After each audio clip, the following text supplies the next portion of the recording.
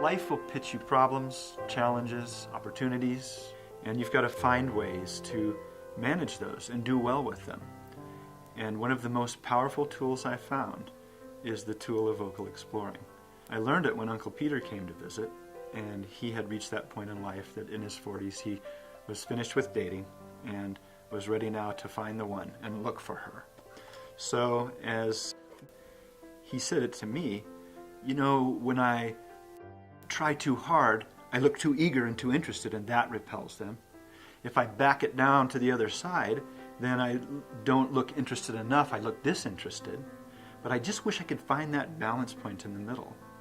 And I said, great. Einstein says if you define your problem, you've got 51% of the solution. Because until we define our problems in life, they remain this fuzzy, hazy thing that drift around out in the mist. And when we finally define them, we bring the problem right here in front of us, and we can see it, and then you begin to work on it. That's why it's 51% of the solution.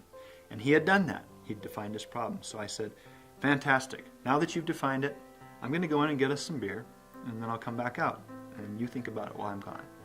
So I went in, took an inordinate amount of time getting the beers, and I'd peek out on him every once in a while just to see how he was doing.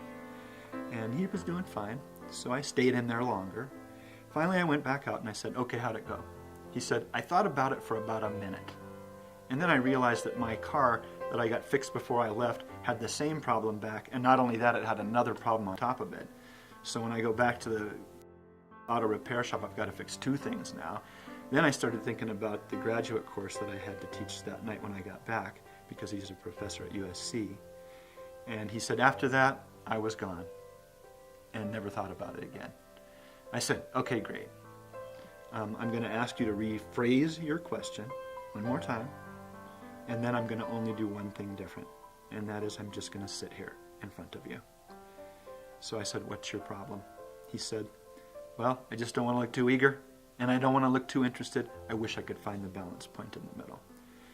And for the next 45 minutes, he vocally explored, and he would go into an alley and say, yeah, that's close, but that's not quite it.